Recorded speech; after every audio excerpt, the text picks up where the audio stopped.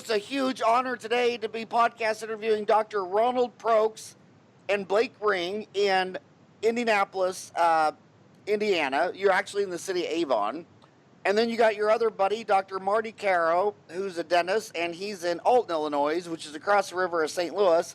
And you guys are talking about a great subject of mine, and that's practice transitions. You guys are with www.legacypracticetransitions.com. So I'll start with introduce Ron on the left. Practiced general dentistry on a full-time basis for 18 years in and near Kalamazoo, Michigan. Isn't that where Upjohn Pharmaceutical used to be? Yeah, that's exactly right. And has assisted over 1,000 dentists in the transition of dental practices over the past 25 years. I mean, that's amazing. 1,000 practice transitions. He is co-owner of Legacy Practice Transitions, a company which assists dentists in determining their needs in order to understand opportunities sought or offered and then locate the complementary party, a process referred to as objective-based transition. And he's sitting next to Blake Ring, who's the other co-owner. Blake is a graduate of Indiana University, Bloomington, which really doesn't mean anything because he's a Hoosier, and brings 15 years of dental experience in the areas of consulting, dental equipment, supply, and technology distribution. He has received numerous awards and accomplishments, which testifies to his knowledge and expertise in helping doctors acquire and grow practices. He has assisted hundreds of doctors of all specialties in various parts of the country. Because of his vast network of professional resources and satisfied clients, Blake has strategic partnerships that will assist him in completing a successful practice transition for you. His undeniable work ethic and creative problem-solving skills result in a win-win for both buyers and sellers. Blake has a sincere passion to offer the highest level of integrity in the industry, and this has made him a perfect fit for Legacy Practice Transitions. Blake is an active member of the National Association of Practice Brokers and Practice Valuation Study Group. He takes great pride in the consultative philosophy in which buyers and sellers connect through objective-based needs. Blake looks forward to the opportunity to help his clients achieve goals that they thought were unattainable. And then on the far right is Dr. Marty Carrow, who joined Legacy Practice Transitions after operating a multi-doctor dental practice for 35 years. With the experience of completing 5 transitions in his dental career, he joined Legacy Practice Transitions in July 2015. His goal is to provide guidance to both the buyer and seller in accomplishing a successful transition, and he has the unbelievable distinction of graduating from SIU, Southern Illinois University, class of 1980, with Rick Workman, the founder of Heartland Dental, who we've podcasted on an earlier show and now owns about, 1,500 offices? Not quite that many, but he's getting close. He's close. He's close. Well, let's start off with Rick Workman as a segue. When us older guys got out of school, Ron and Marty, when we got out, you guys saw Orthodontic Centers of America rise all the way to the New York Stock Exchange, the only one that made it $1 billion valuation, and the whole thing imploded. There were a dozen on NASDAQ. They all imploded. They all disappeared. Now they're back, and now they're about 12% of all the dentists are working for the big box, and I mean big box like 50 locations or more. That's what I call corporate dentistry. Not you have 3 offices or whatever. But they think that since they've gone from 0 to 12%, they're thinking linear, that they're going to go from 12 to 24, then 24 to 48, and they're going to take over the market. But the bottom line is, when you look in the private sector of individual dentists hiring an associate, the same as in the corporate sector, nobody can keep their associates. I mean, some of these big chains, their average doc doesn't stay there for a year.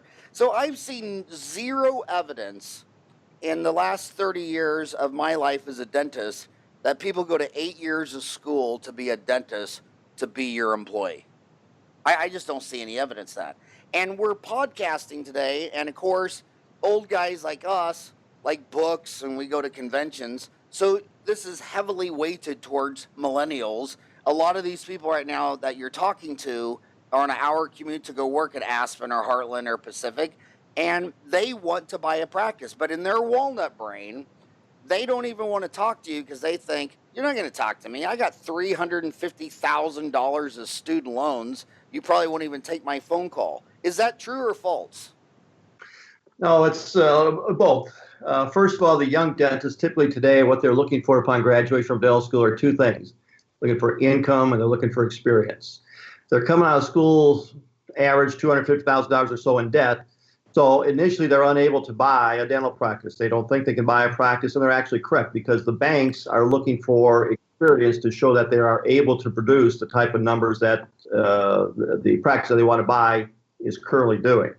So what happens typically is the young doctor will go into a corporate dental setting. They're given a guaranteed salary. They have minimal requirements in terms of management of the practice on a day-to-day basis, and they get some pretty good continuing education. So their needs of obtaining an income and obtaining experience are met. After a couple of years, 12 to 24 months, typically we find them coming into our market and looking to acquire a typical traditional practice. After how long? Typically about 12 to 24 months in the corporate world. So our typical buyer is somebody that's about 2 to 3 years out of school. Some of them have done a GPR, then they've gone to corporate dentistry. But our typical buyer, about 2 to 3 years out of their dental school graduation. And some of those big chains, some of the biggest ones out there, their average dentist only stays about a year. Yes, that's correct. So how they have a hard time retaining the young dentists, and of course now what corporate dentistry is doing, the majority of the time now they're requiring these selling doctors to stay a minimum of 2 or 3 years in order for the seller to get the full value of their practice. So, and there's so many DMSOs out there, and then the small entrepreneurial dentists out there competing for the associates, that the associates currently have a very, very good environment as far as compensation. So on the you call them DSMOs? Uh-huh. On Dental Service Management Organization. So these are called DSMOs, Dental Service Management Organizations. Do you agree that it's 12% of the dentists work for a DSMO? I would say at a minimum that is correct. We've seen a little bit higher estimates actually in the lower teens, and we've heard comments that by the year 2020, somewhere between 26 to 35% of dental practices will be corporate owned. Corporate owned by a DSMO? Yes, that is correct. And right now, so I hear 12%, you hear lower teens. Henry Schein, Stan Bergman said that 12% of the dentists work for a DSMO, but they do 19% of the dentistry. Yeah, I'm not sure what percent of the dentistry, but I've heard about 12, 13, 14% currently. So that's pretty close. And this is 2017. So you think in 3 years to 2020, it's going to go from 12 to 26? You think it's going to double in 3 years?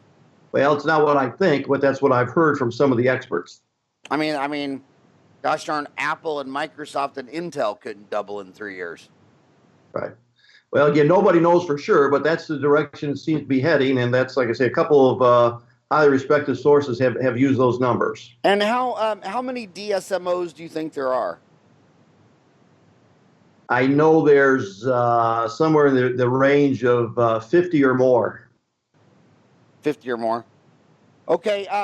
So my question to you on these DSMOs, are they still doing mostly purchase transitions from selling dentists, or are they starting to get into the de novo arena where they open their own stores from scratch? They're doing both. They will do acquisitions if it makes sense. Most of them have certain models. They want a certain number of operatories, minimum income, and then a guarantee that the sellers will stay for a period of 2 to 3 years. But we're seeing more and more de novos as well, especially Heartland. They're going into that more and more de novo model themselves. And I want to talk about why that. But for an older dentist listening, and by older I mean anyone older than me. I'm still young at 54. So to anyone older than me, how big of practice operatory numbers do they need to make their models work? What do they usually like to see? Each one has a little bit different number, but generally the minimum number of any of the major DMSOs is about $700,000 in income to around $1 million, $1.1 million. And then ops and square feet. Square feet, I'm not so sure about square feet, but ops is generally 5 or more. 5 or more. So yes. That's the equivalent of a 3-bedroom, 2-bath house. I mean that's the average practice, isn't it? Right. And I've been hearing from a lot of them in corporate that the reason they like to go into de novo is because one of the biggest problems they have going into an office is the overhead, and it's because the labor is so high. because this doctor's been giving their staff a dollar raise every time the earth goes around the sun, and they need that total labor compensation at the max to be 28% or less. And we're talking about including FICA matching, health insurance, bonuses, whatever it costs to keep those people in your office. And they're just routinely going into offices where that's 31, 33, 35. And it's so demoralizing to do what they have to do, which is say, you work for $25 an hour, and starting Monday, you're going to work for $20 an hour, take it or leave it. And a lot of them just say, that when they go in there and that labor cost is high, they'd rather just start from scratch and do it de novo. Is that what you're hearing, or is that not what you're hearing? No, I think that is correct. I think that's one reason they're doing more de novos. And I think a second reason is one of the main reasons that a lot of dentists had gone to the management companies to begin with is that they were burned out of the management of the practices. So what the management companies offered for a period of time was to allow a dentist to reduce or eliminate his or her management responsibilities to get the equity out of their dental practice and to maintain clinical income. What we're doing now in our business, we're educating more and more dentists. If that is what they're looking for, they can go through a process called a pre-sale or an incremental sale in the traditional environment, and they can have those same rewards. They can get the equity out of their practice, turn it from a non-interest-bearing asset into an interest-bearing asset. They can minimize or eliminate their managerial responsibilities, and they can maintain their clinical income. And they also have security for the value of the practice in the event of death or disability. So some of the needs that many of the doctors initially were having met by the DMSOs are now being met by companies such as ours, and we're able to educate the sellers that there is an alternative. So I think some of the DMSOs will in the future not have as many practices to buy as they had in the past. How many of you sold to corporate because the dentist had to cash out his ex-wife? We try not to get involved with those. Yeah, I've seen a lot of those. I mean, because it makes sense, because someone will come in and say, well, Doc's practice worth $1 million, so you got to pay your ex $500,000. And they're like, no. How about I'll give them the practice and you give me $500,000. So one of the best ways to do that is just to sell the damn practice to a DSMO, get the money, split the money, and then he continues on working. I want to ask another question. The people listening are by themselves commuting, and I know a lot of them are thinking, if they're older, how old is the average dentist selling? You said the people buying they come to you 2 to 3 years out of school. How old's the doc when they're selling it? Well, traditionally, the selling doctor has been in his or her 60s. But what we try to do is we try to reach the marketplace for the doctors in the 45 to 55-year-old range. Because somewhere in that 45 to 50, typically the doctors kind of climb the mountains and slay the dragons, and they're on a plateau now. They don't want to work any harder. They don't want to work any longer. Quality of life is starting to get more important to them now than an extra $15,000, $20,000, $50,000. So our marketplace, I mean, we've sold practices as old as an 86-year-old dentist, but our marketplace has tried to hit that 45 to 50, 55-year-old doctor, show him or her how they can double the value of their practice if they do a staged incremental sale rather than waiting until they're 65 and doing a walkaway. So the average is probably still in the 60-some range. I think the ADA said that the dentists are now working longer currently than they had in the past. But I think the ADA statistic is somewhere around age 66 or 67. 66 to 67. So you're saying I only got 12 to 13 more years left in me? If you're lucky. And then I'll be running out of gas. Another thing doctors are thinking about, the older guys, I want you to talk about preparing to sell. A lot of doctors think that I should get all new chairs, or I should update my pano to, what makes, I mean, obviously when you put your house on the market, the real estate agent comes in here. First they do a check and they say, okay, you got some of these repairs that need to be fixed. But a lot of times they'll walk in your house and say, you'd make a lot of return on investment if you put in new carpet or painted the house or did these things. How do you spruce up a dental office to make it a hotter selling asset? Well, as far as sprucing up, we always like to have them put a little bit of lipstick on the pig there, if possible, there to make it look more attractive. But the main thing is we tell doctors if they're going to be able to spend money to make their life more efficient, their practice more efficient, easier for them to practice, more effective for the patients and the staff to go ahead and spend the money. But unlike a house, if you put money into a kitchen or remodeling a bathroom, you get that money back at least one, if not two times fold. But in a dental practice, money that you put into practice will make it sell easier, it will make it sell quicker, but it probably isn't going to give you the full return back on whatever money you put in there. So other than just some cosmetic improvements in the practice, we always leave it up to the doctor for him or her to make that determination of whether or not the improvements in terms of equipment will be adequate for them to feel comfortable with the dollar return. You know, when you look at the S&P 500, I mean, it's just always filled with mergers and acquisitions. And in my 30 years, whenever I meet a dentist who's doing $2, $3, $4 million, usually they were in a small town. Maybe there was 10 or 20 dentists in the small town. And whenever the old guy was going to retire and put his practice up for sale, they didn't want some young, energetic whippersnapper to come in there and crank it out for 40 years. They would buy that practice and roll the patients into their practice. And I mean, I know guys who have bought every retiring dentist in their town, you know, maybe one guy every 3 to 5 years for the last 25 years, and they got these $3-4 million offices. Why do you think the S&P 500 does so much M&A activity and the cottage industry of dentistry does not? I think dentists are not aware of the tremendous potential for return on mergers. We, in our business, we do a lot of mergers. We have dentists that'll buy 3, 4, or 5 practices from us every time a new one comes up in their neighborhood. So we've always been very, very prominent in the area of practice mergers. Most dentists just are not aware of the benefits of a merger. When you do a practice merger, first of all, you only have your production-related expenses that are going to go up. You have your fixed expenses no matter what you're doing. So your production-related expenses are the only expenses that you have. And for every dollar that you add to the practice through a merger, you are going to make personally somewhere between 15 to up to 60%, in some cases without ever touching a handpiece. You're also using other people's money. You're going to the bank to borrow the money. So if you have $500,000 to invest, you want to invest in the stock market or real estate, it's your money.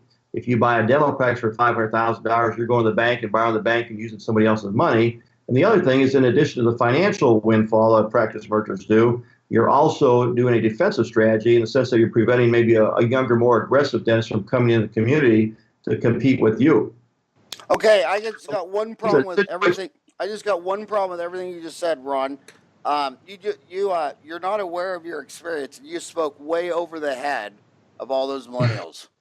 Can you try to go back and repeat what you just said in a slower way? That was rolling off. That was like PhD economics. Sure. Well, in any dental practice, we have 2 categories of income. Our expenses. Right? We have our fixed expenses. This would be things such as rent, insurance, utilities, our attorney bills, our CPA bills. And whether we produce 100 or 5 million, those expenses stay the same. The second category of expenses we have then are what we refer to as our production-related expenses. Okay, so but a lot of people call those variable expenses. Variable expenses or production, same thing. But basically what it is that things such as laboratory, clinical supplies, office supplies, they will be a percentage of our income. So our laboratory bill might be typically 10% of our income. So if we do $100,000, it's 10%. If we do $1 million, it's still 10%. Same thing with supplies. That might be 6 to 8% of whatever dollar amount we're doing. So when we add money to a practice through a merger, our fixed expenses stay the same, but it is only our production-related expenses. So if you add your production-related expenses, if you use your laboratories about 10%, if you use your clinical supplies, it's around 8%. If you use your office supplies, around 2 or 3%. So that's about 20% right there. If you buy a practice and merge it into another, you don't have to have 2 full-time staffs. You might have 1.5 staff there. So your staff expenses for a merger are not going to be 28%. They're going to be probably around 15% for the merger. So that takes you up to about 35%. And then if you buy a practice, your debt service usually averages around 10%. So that's about 45%. And then you have to pay, if you're not going to do the dentistry yourself, you're going to have to pay a dentist to do it. So you might pay a dentist 30% of collection. So that takes you up to about 75%. So for every dollar that you add through a practice merger, you might be making, as the owner, the buyer of the second practice, maybe 25% without ever touching a handpiece because of the production-related expenses. And then economics in 3 words is supply and demand. You're getting rid of another supplier in your town. And when you flip out a 65-year-old tired dog who you say, or just said earlier, probably peaked around 45 or 50, and you replace that old dog that's about to be taken to the vet and be put down with some young 25-year-old whippersnapper who's probably got, 1,200 milligrams of testosterone per deciliter, all natural, you don't want that. So it's an extremely amazing defensive play, especially in the rural. Very much so. And the other thing is that the older dentists, that 65-year-old dentists that were buying practice and merging into ours, they've generally lost their enthusiasm and their energy. So there's generally a lot of work waiting to be done in those acquired practices. We have one dentist that we've worked with for 20 years in Indianapolis. He buys a practice from us about every 2 to 3 years. And he will not buy a practice from a young dentist. He'll only buy a practice from somebody in their 60s because he wants them worn out. He wants a lot of crown and bridge weight for him to do. I've seen some of the biggest gold mines. I call it the hidden value in the rough.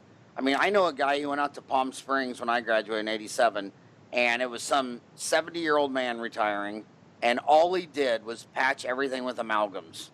That guy bought this little bitty practice, and 4 times a day, one of his existing patients walk in and a big old chunk fell out, and he just prepared for a crown. I mean, he was doing 4 crowns a day from his patients that he'd been patching for 40 years. I mean, well, those are the practices to buy because a lot of the young dentists, unfortunately, they don't recognize. They're looking at stuff. They're looking at equipment. They've just been to one of the major or dental meetings and they've seen all the brand new equipment, all the technology, and that's what they're looking for. What a young dentist is really buying is an opportunity. It's the opportunity to meet those patients. So that old 70-year-old, he probably had 1,200-1,300 patients that went through the chair every year or so, and the opportunity to meet them. And we kind of tease the young doctor, if you don't hurt much more than the old guy, you don't charge much more than the old guy, you got somewhat of a personality, you're going to keep 85 to 90% of those, and you're probably going to do a whole lot more per patient record per year than the old guy was doing for the last 15 or 20 years. You can't even make up this next story. So when my grandma Mary died, my mom's mom, Grandma Mary from Parsons, Kansas, she died at the funeral. They were trying to fix me up with this guy who's a dentist and wanted to sell his practice one day, whatever. And he was telling me how there was no periodontal disease in Parsons, Kansas, and he thinks it's because they had hard water. And I saw a lot of other young dentists go in there and buy a practice. And at first they were stressed because they didn't know how to tell all these patients that they had gum disease and a lot of times moderate and severe gum disease. And I said, no, you got to see this as an opportunity. You bought this little practice that was just doing $750, but if he was doing perio, it would have been $1 million. And you just need to embrace it, that the times have changed, and you just got to explain it better and be all proactive. But you just found a real hidden value. I want to go back to M&A activity. When dentists are, if you're on Shark Tank, the first question they're going to ask you is on your company, what is the acquisition cost of a new patient? So when you go to a dentist and you say, well, what is the acquisition cost to get a new patient? How much do you spend to get a new person in the deal? They might say, well, I spend 3 to 5% on marketing. That's what I'm asking. How much are you spending per head? So then on that M&A activity, if I bought that old man's practice across the street and I don't want all the equipment, I'm just going to move in the patients and the charts. What do you think the average price per patient is going to be on an M&A activity? And what does that compare to on marketing? Because some of these guys know that they might spend $150 per patient on a Google ad. 1-800-DENTIST charges you a flat fee of $100 for a new patient. What are you paying per head on M&A activity? I'll give you an answer rather than a specific number. I'll give you a percentage. There's 3 ways really to grow a practice, and one is just through time and inflation. So that's obviously going to grow very, very slow. It's going to be 2 or 3% a year probably. The second way is if you do practice management. And if you talk to most of the practice management experts in the field, they'll probably tell you that if they go in and they grow a practice by somewhere between 15 to 20% per year, most of their dental clients will be pretty happy and will have seen a significant growth. And then the third way to do it, of course, is with the practice mergers, which is the quickest. We can double a practice in 12 months' time through a practice merger. So in terms of cost, it's going to be based on how many patient records you have. So if you buy a practice for $500,000 and there's 2,000 patient records in that practice, then that'll give you the annual return of whatever it is to cost to buy that patient. But certainly in terms of return on investment, again, there isn't anything better for the growth of a practice than a practice merger. And when you're doing, when people are buying a practice, what would you say is the average price, the average liquidity practice on the market? Would you say it's 750? If you look at standard deviation 1 to -1, the distribution, what is the average practice? Is it what was the price? Is it $750,000? Is it more closer to $650? There's a little bit of variability again, different geographic areas, obviously. But if you take it on a national basis, and certainly in the Midwest, the average practice today is doing somewhere between $60,000 to $70,000 on a monthly basis. Well, that would take you up to $720,000 to $800,000 there. So they're doing $60,000 to $70,000 a month. Which how much would that be a year? $720,000 to $800,000 something. 720 to 800. And what is that practice selling for? It depends again upon a lot of different factors, but in general, the range of a practice that is primarily fee-for-service and/or PPO is somewhere between 65 to 80% of a 3-year weighted average. Now, are you still seeing that practices are more liquid in the urban centers and become very illiquid in the rural areas? How far away do you have to get from a major city before you've got a practice that's an illiquid asset and it's going to be really hard to sell? Well, Howard, I think when you say urban, sometimes even some of the inner city practices are a little bit more challenging depending on the demographics of the patients. But the suburban practices obviously are very desirable. The most affluent, educated areas are most desirable. What we have seen since it's a seller's market is we've seen some of the rural practices actually have become a little bit easier. So we try to educate some of the buyers. Do you want geographic? Is that the most important thing, or do you care about the opportunity? And there's some great opportunities in rural areas. So why is it a seller's market right now? And explain to my homies what that means. It's better to be a seller than a buyer. But why? Why is it better to be a seller right now than a buyer? Well, right now, there's just not a lot of sellers, especially quality practices. So we've got this kind of bubble we talked about in corporate dentistry. They've been there 1, 2, 3 years. When we get a good practice in a desirable area, we may have 10 people to call. So selling a practice is not that challenging as far as having a good practice. But right now, there's just not a lot of sellers right now. I think it had a lot to do with how many practices. How long have you been in this business, Blake? Well, I've been in dentistry for 15. I've been doing this a little over 4 years. In the last 4 years, how many practices have you seen in really small rural areas where there's just no buyers and it's been up for sale for 2, 3, 4 years and it's not going to sell? Do you have a list of those?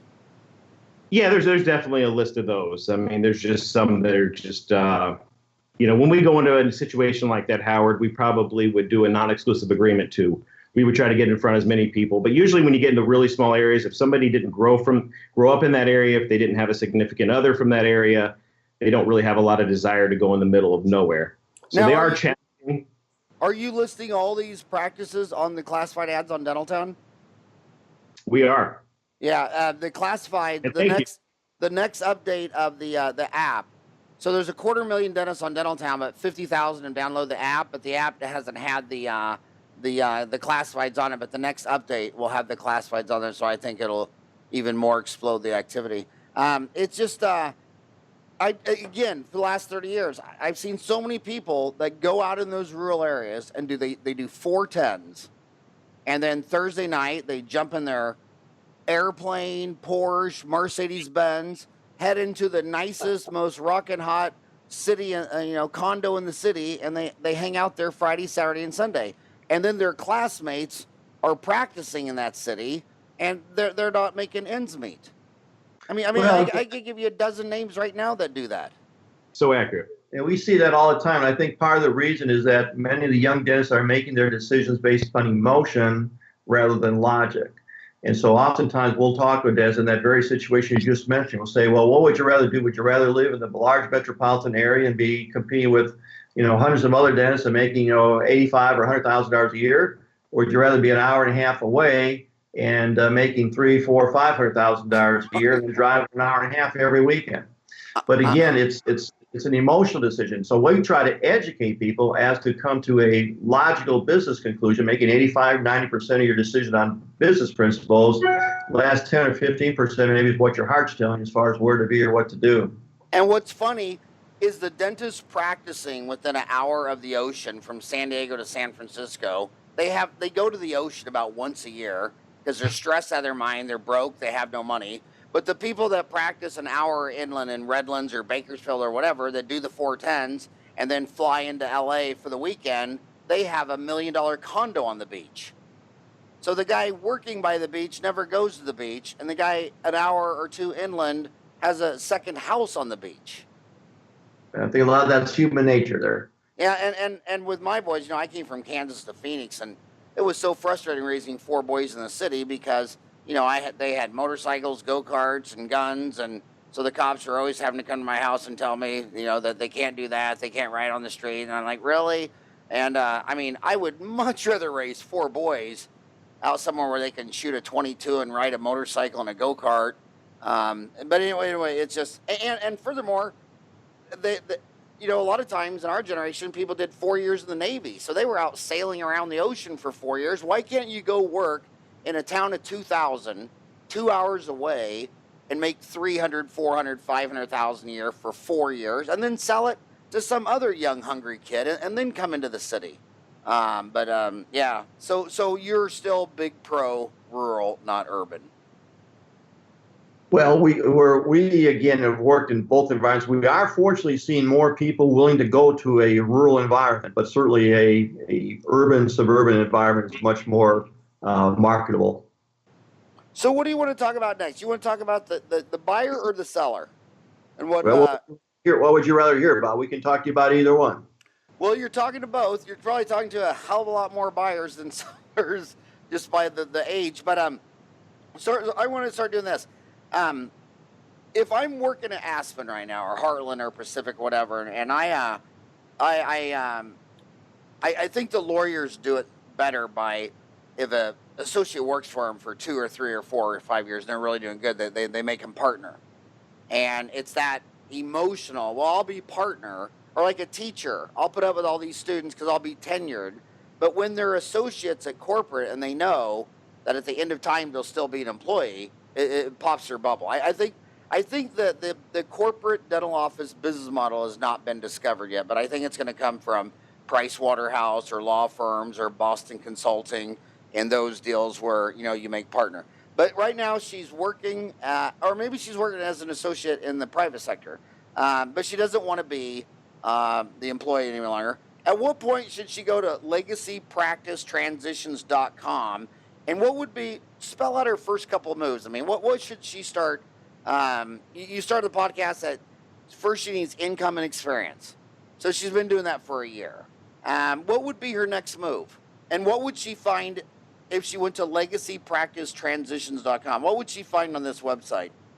What we would do, first of all, is not so much what she would find on the website. What we want to do is we want to get to know her as a person and understand what her needs are. So we will ask her 3 or 4 questions. We'll say, Doctor, how much do you need to earn your first year in private practice? And oftentimes that answer is somewhere around $300,000, $275,000. And we say, Doctor, we didn't ask you what you want to earn. We asked you what you need to earn. Well, I need to earn $135,000 or $150,000. The second question we'll ask is, Doctor, how much in 5 to 7 years when you're pretty established in general practice, how much would you like to be earning at that point in time? Well, that's when I want to be earning $300,000. So we want to understand initially what their economic needs are, and then to see how aggressive they are. So if they say they only need $110,000 this year and they only want $140,000 in 7 years, it's not a real aggressive person. We don't have to put them in $1 million practice. So that's the first thing, is understanding their economic needs. The second thing is to talk to them about emotional needs. Emotional needs are things such as control in business? Are you able to take control, or do you need to take control, or you're able to share control, or are you willing to wait a few years before you get control of practice? So third question is your business background. Do you have the skill, the acumen, and what it takes to manage a dental practice, or do you need to learn? And then the fourth question we'll ask him is, geographically, where is it that you would like to be and how flexible you are? So once we hear the answers to those questions, then we begin to understand what their opportunity sought is. Once we understand the type of opportunity that they seek, then our role becomes to find a corresponding opportunity where the seller's needs, the seller's perspective needs, are met. Too often what happens is people get together out of convenience, or they see something on the internet that sounds good and may or may not be good, but they don't take into consideration the needs of the other party. So our role really is to understand the opportunity sought based upon the buyer's needs, the opportunity offered based upon the seller's needs, and then match those two together. Are you seeing any difference in those four needs between the half the class that's boys and the half the class that's girls when you go through that list of economic needs, emotional needs, business background, geography, flexibility? Are you seeing any differences between the boys versus the girls? Yeah, absolutely, Howard. We're definitely seeing some differences. As you probably know, a lot of the female dentists that are coming through, they're significant others or other professionals. So whether they're an engineer, they're an attorney, or they're another dentist, so they're still thinking about having a family. They don't have to be the main breadwinner in the family. So they're looking for partnerships where maybe they could have somebody else that has a young family. Maybe they can work less. Maybe they're 2 to 3 days a week. So there's definitely a different need for our females opposed to our males in general. And what does the average dentist marry? Does she even have a job? What percent of the time does she not even have a job? I don't have an exact percentage, but there's definitely a percentage. The dentists in the class, that's the craziest thing they never even get. Every woman dentist in that class will marry a man who has a job, a good job, a professional. Hell, 30% of the women dentists married a male dentist. And then the males will marry the girl with the nicest butt at the Waffle House. And then she says, I'm marrying a rich dentist. I'll never have to work again. And then she'll destroy $10,000 a month until he hangs himself on the ceiling fan. And how you marry would have been more important than your profession. Sure. I would have rather got a job at Taco Bell and married a dentist than go be a dentist and married a girl at Taco Bell, because the girl at Taco Bell will quit her job and then immediately think she's rich, married to a dentist, physician, or lawyer, and then the next thing you know, she's buying $5,000 Gucci purses and won't eat at a chain restaurant. It's insane. Am I making this shit up or not? I don't think anybody can argue with you on that. No, and Howard, God. I think there's a bubble that's going to pop. Now that the student loan debt is so high, $250,000 to $500,000 is not uncommon. So how many people are going to get $500,000 in debt to be a part-time employee at a dental office? It just doesn't make a lot of sense. So that's what we're trying to figure out the economics and how long this. Well, the reason I brought up that question is because I'm really sensitive to the female-male issues, because I grew up with 5 sisters, and of course in dentistry, most all the employees in healthcare are women. But I remember them telling the girls in my class that, they were going to stay home and have kids and make babies and probably quit their jobs. And those girls didn't, they were offended. But now it's 30 years later. And those girls actually, on average, had bigger practices than the boys while getting married and having big families. Some of them were just monster practices. Stephanie Van Dyne, so many of them. In fact, I did a podcast with 3 of them. So a lot of this stuff where, like right now we're told that millennials, are lazy and they're dumb and they're lazy and all that. And they're probably lazy because they're really, really smarter, and they're not just going to be busy. They're not going to move unless it has a purpose or a reason or a reaction, not just move for the sake of moving. So, but you're seeing difference there. Now, when you're buying a practice, how often will you give them a demographic report? I know I'm only aware of a couple of demographic agencies. One is that Scott McDonald out of Utah that we did a podcast was. Another one is Real Score. I'm trying to get a podcast with that guy. Do you do demographic reports? We don't do them. We do refer to Scott McDonald in different sources out there, but yes, we don't provide those. Who's your top demographic referral? Who do you like the most? It'd be Scott McDonald. Out of Utah.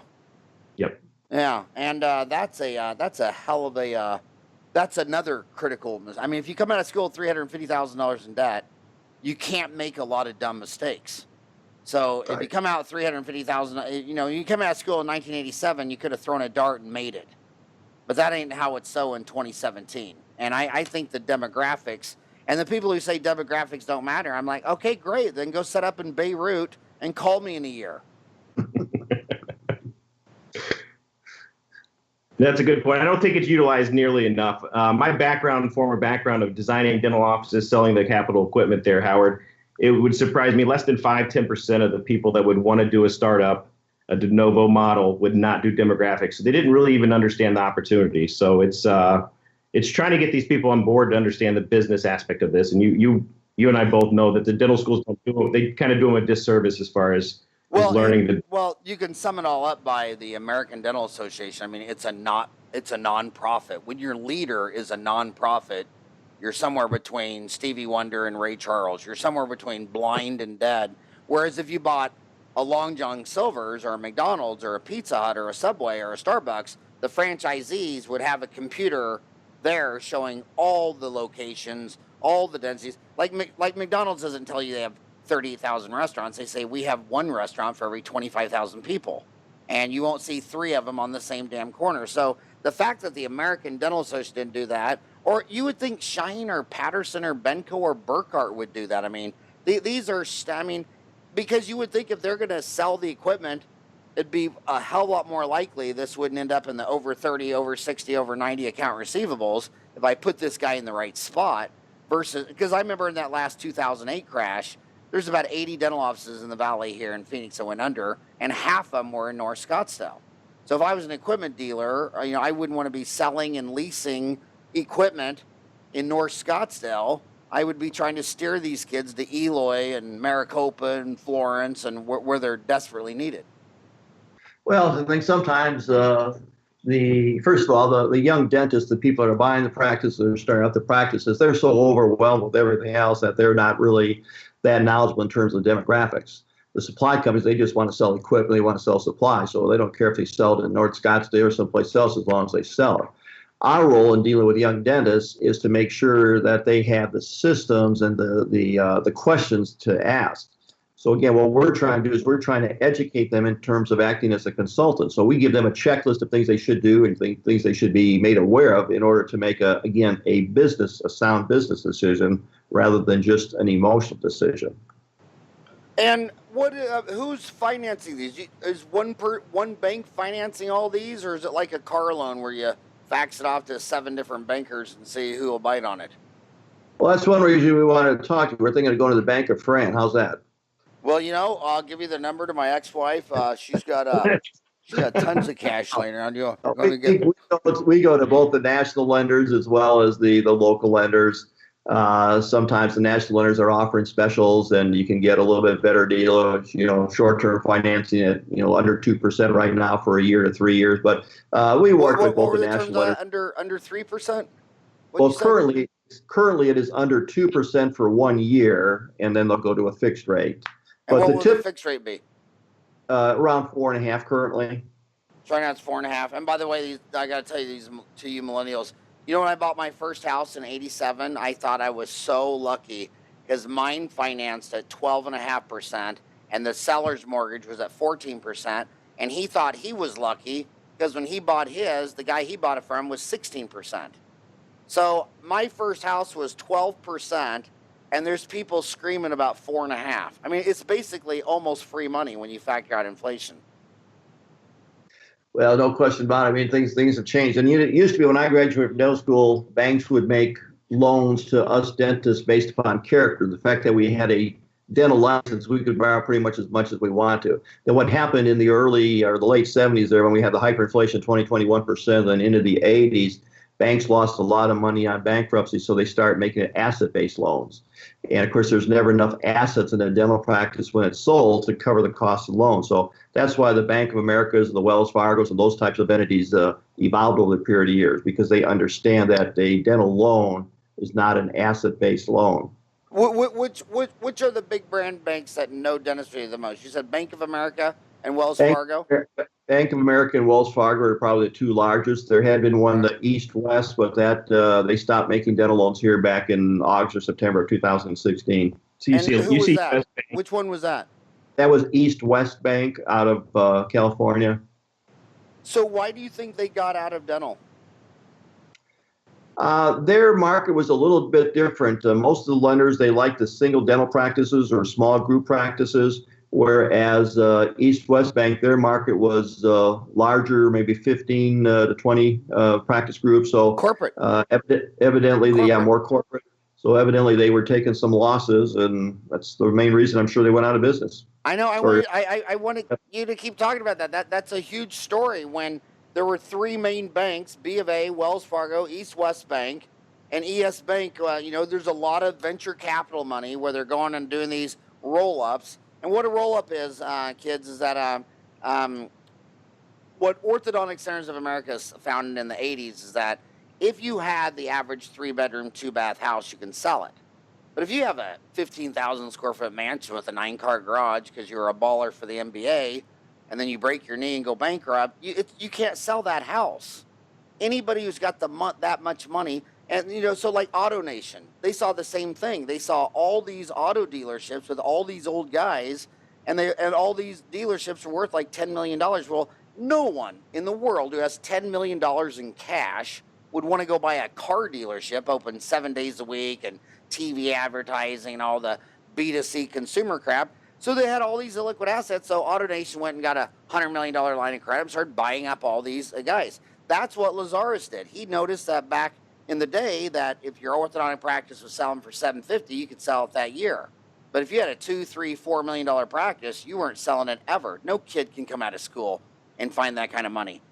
So they were buying up illiquid assets. So a lot of these Wall Street people, they see the stock market and the bond market paying these low dividends. Then they look at dentistry where they see these high profit margins.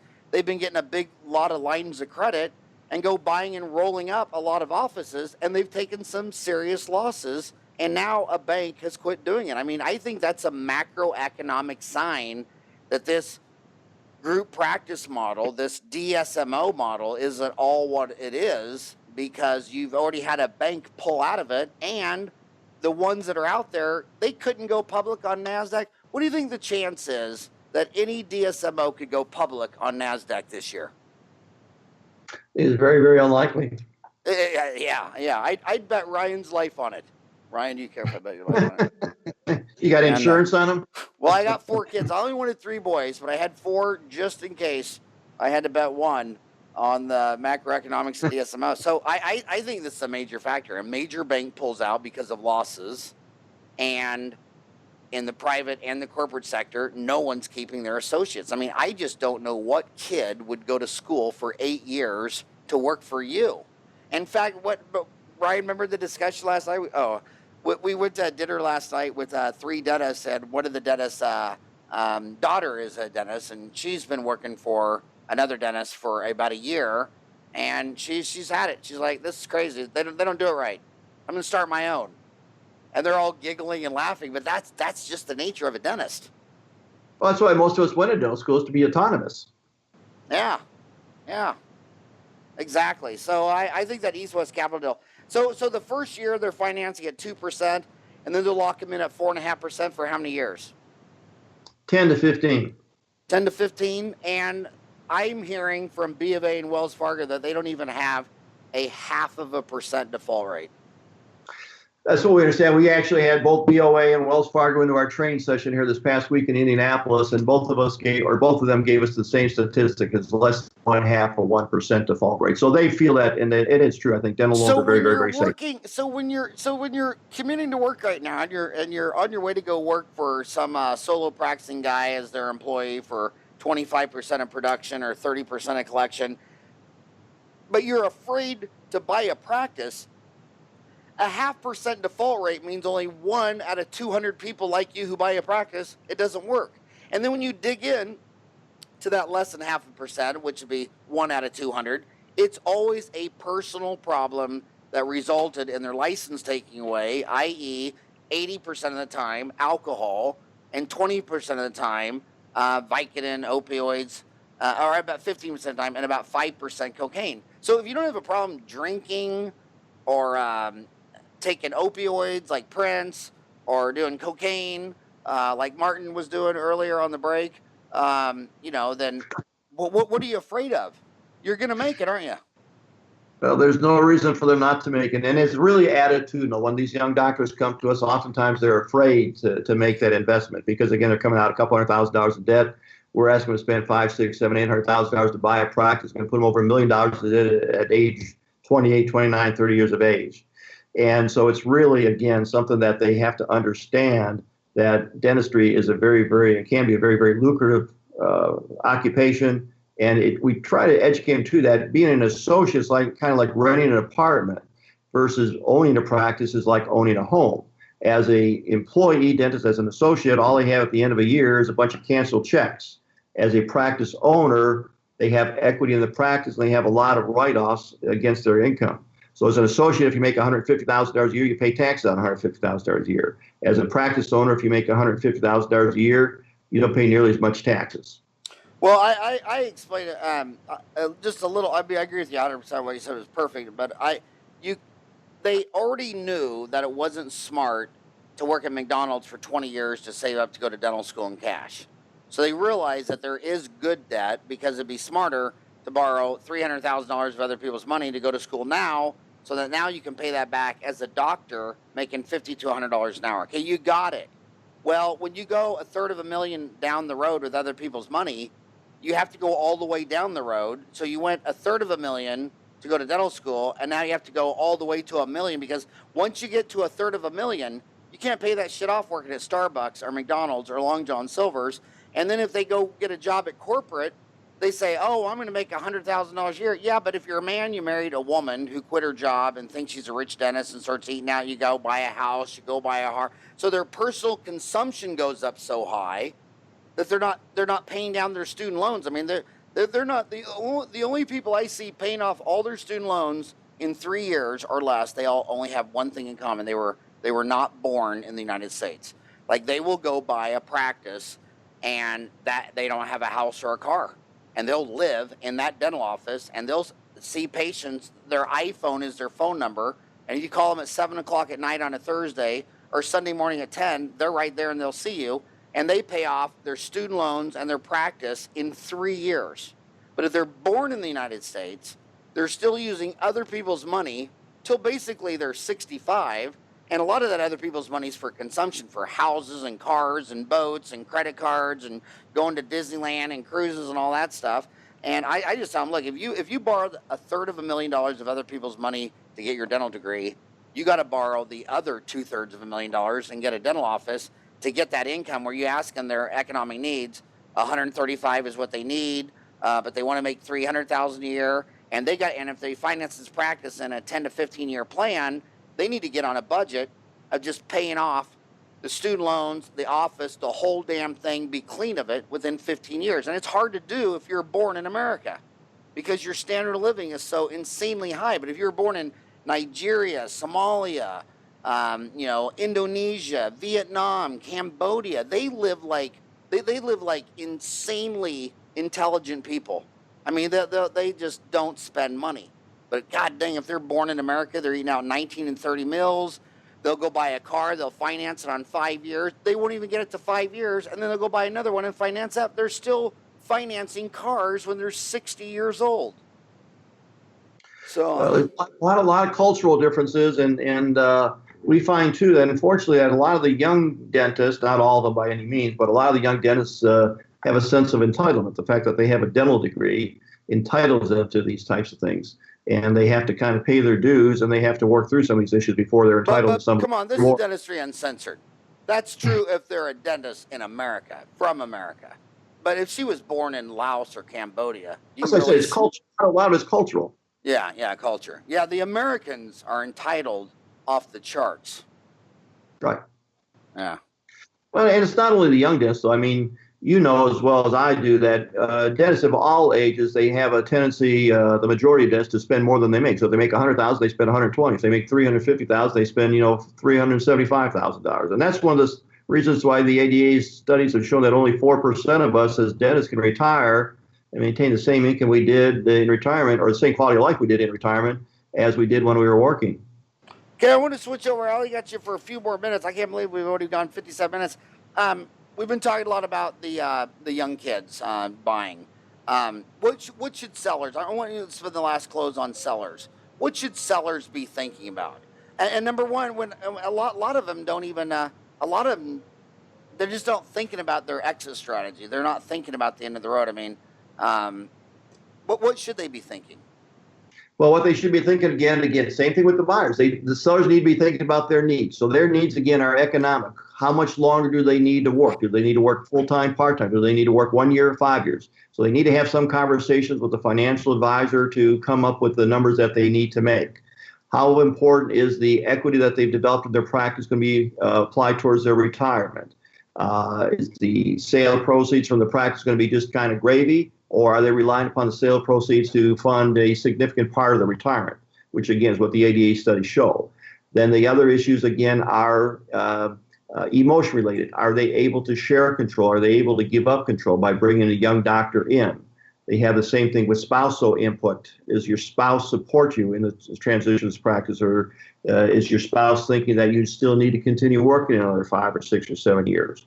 So what we try to do is we try to get the sellers to sit down several years before they intend to sell a practice and start thinking about their economic, their emotional, their spousal input needs. And that, again, that creates the opportunity that they will have to sell. So we never actually sell dental practices. We understand the opportunities offered and then try to match those up. Can I tell you the most hilarious?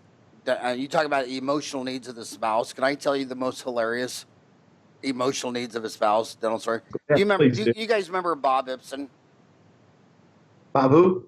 I'm Bob Ibsen, the founder, the dentist who was the founder of Rembrandt and Denmat. Oh, yeah, sure. Do you remember him, Martin? I don't remember him. That was the first words Martin said, by the way. I just wanted to see I if he know was I still haven't alive. been able to get a word in edgewise. Well, we're gonna let you get a word in. But anyway, he was a dentist in Southern California, and he saw that cosmetic revolution. So he started Denmat, which was dental materials, and he made bleachings, bondings, veneers. Then he made the first premium toothpaste, Rembrandt, because all the toothpaste that he thought were commodity, Colgate, Crest, $3 a tube. So he came out with the first high-end $7, $8, $9 tube of toothpaste and all this stuff. Made millions. He sold it to I think he sold to Procter and Gamble. And then out of nowhere, Procter and Gamble was swallowed up by Gillette. So he sold it for a gazillion. Then when Gillette bought or Procter and Gamble, it was like a 40% premium. And he had more money than he had more money in cash, liquid, than probably any dentist that's ever been alive in his life. And when he did that, his wife Marcy, they'd been married for 50 years. She said, "Now, Bob, don't get any ideas. I need my time. You're still going to leave the house Monday through Friday, 8 to 5.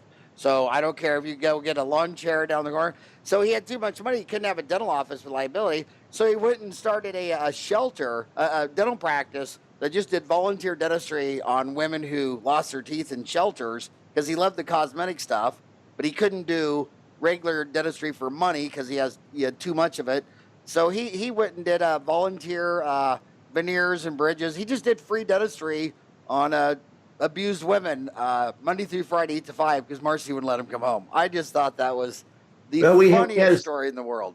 We had a similar story. We had a dentist some years ago, and he was in a position where he could afford to retire, and he worked 5 days a week. And we talked to him and his wife, and they were ready to retire. And his wife said, "I don't want him to retire because I don't want him around the house. I have a hard enough time on the weekend." And it took him 2 heart attacks before his wife would let him sell the practice.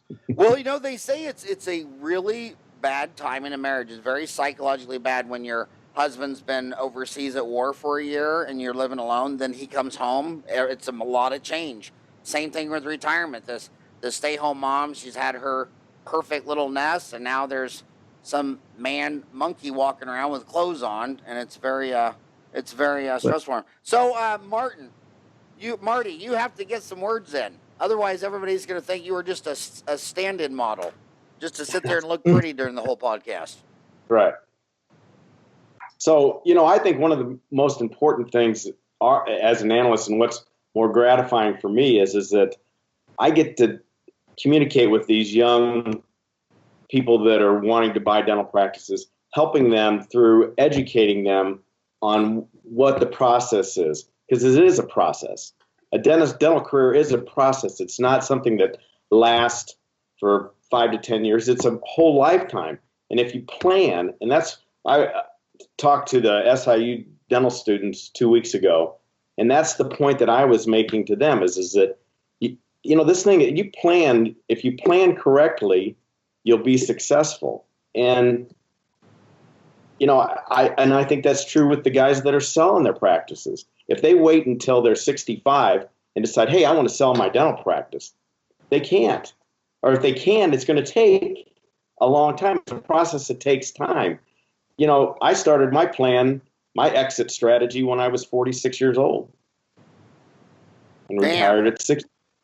Marty, when you're in those schools, is there any data or surveys on what % of the kids are saying while in dental school, I never want to own my own practice versus someday I really want to own my own practice? Have you seen any surveys or numbers on that? I have not. I can tell you one thing, that I asked the third-year dental students how many of them had plans when they got out of school, which would be actually 13 months from the time that I talked to them.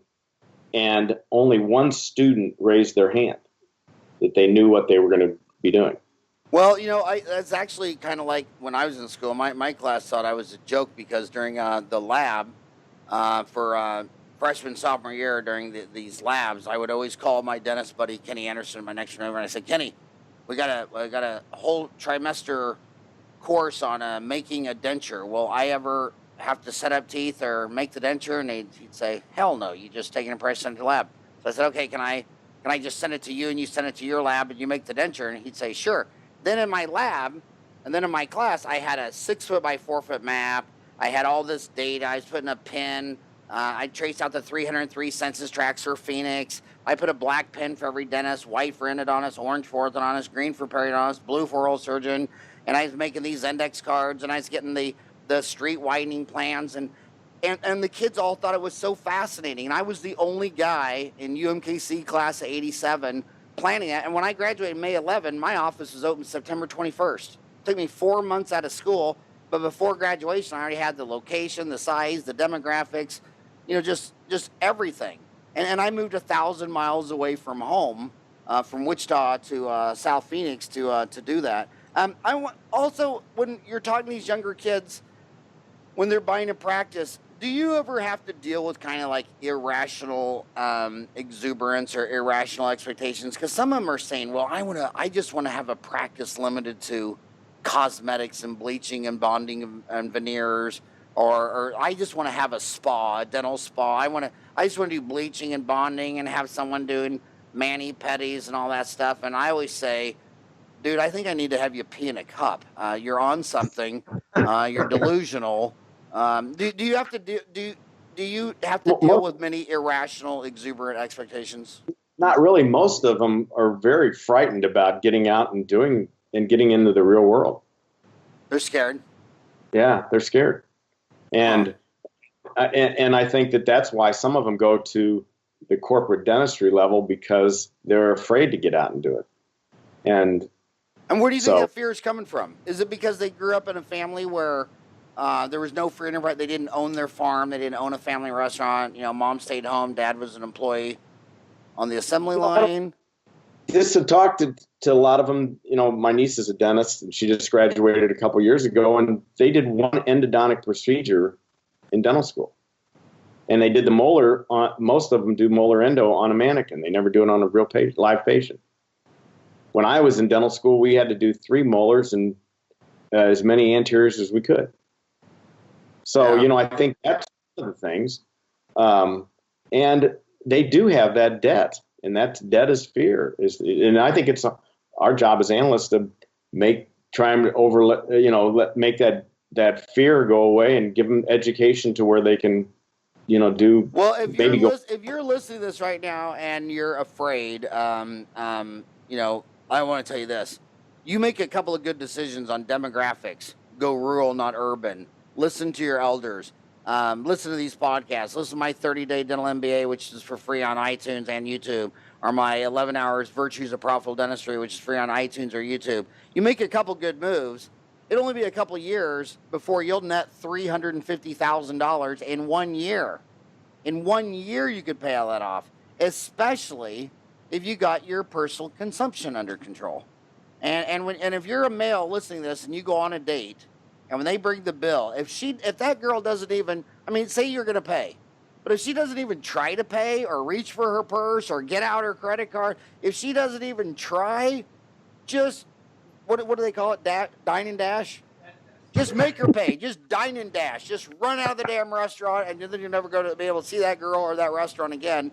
Keep your living, and I see a lot of really, really smart dental students who went and bought a practice in their hometown, and they're living with their mom and dad. And by the way, I want to tell you that when you go around the world, there's 7 billion people, 6 billion people, the whole family, grandma, grandpa, cousins, uncles, all live in the same house. It's only 1 billion out of 7 billion, which is the cultural norm in America, where we kick all the kids out at 18 and then throw mom and dad in a nursing home when they forget their car keys. When you go to Asia, Africa, and Latin America, mom and dad are still in your house. They're not in a nursing home. And if they had 3 kids, all 3 kids live in that house. So there's nothing wrong with the family unit. The family unit. So keep your consumption down. Live in your mom's basement. Drive a used car. And here's try one on for a male dentist. Try only dating girls who have a job. How's that for a new concept? Ryan, we should do a whole show on teaching male dentists how to only date girls who have a job. And so how do they reach you? What if she's? They always think they have a unique question, so they listen to all this, and they always say, "Well, my situation's different." So how do they contact you since their situation's different? Yeah, Howard, if you get on legacypracticetransitions.com, all of our emails, cell phones, we've got a variety of different ways. You can inquire just through we've got a ask a question piece on our website. So if they get on www.legacypracticetransitions.com, they have a way to contact us, contact somebody in their local market. So on the left, Dr. Ron Prokes. He's Ron at legacytransitions.com. Marty is on the far right. He's just he's Marty, Marty at legacypracticetransitions.com. And Blake's in the middle. He's Blake at legacypracticetransitions.com. So all your practices are on the classifieds? Absolutely. And if you're listening to this, has it been successful for you guys listening to them on the site there? Oh, absolutely. Yeah, we appreciate that. It's been a great resource for us. We get a lot of inquiries nationwide from your site. Yeah, as a matter of fact, on the various websites, we get more responses from your website than any of the other websites. And our phone number, too, if somebody wants to call us, is 800-334-9126. So they can either contact us through the web or the 800 phone number. And why should one call Ron versus Blake versus Marty? What would be the difference? Or do you think they can contact any one of us. Blake and I work more on a national basis, whereas Marty's limited more to Illinois and Missouri for transitions. So Marty, I gotta tell you, one of my dad's saddest things out there in Missouri. What was that called? What was that area called where Donnie and Marie Osmond? Branson, Missouri. So my dad, born and raised Parsons, Kansas. Then, of course, he moved to the big city, Wichita. And his 2 brothers, Mike and Jerry, and a couple of school buddies, they were trying to get him in. They were telling him that Branson was going to be the deal. And they found there was this 40-acre parcel by the highway. And we drove down there 2 or 3 times looking at it. And my dad's sitting there thinking, these guys are out of their mind. This is Branson, Missouri. There's not going to be any entertainment, blah, blah, blah, blah. And I mean, the other one guys bought it. I mean,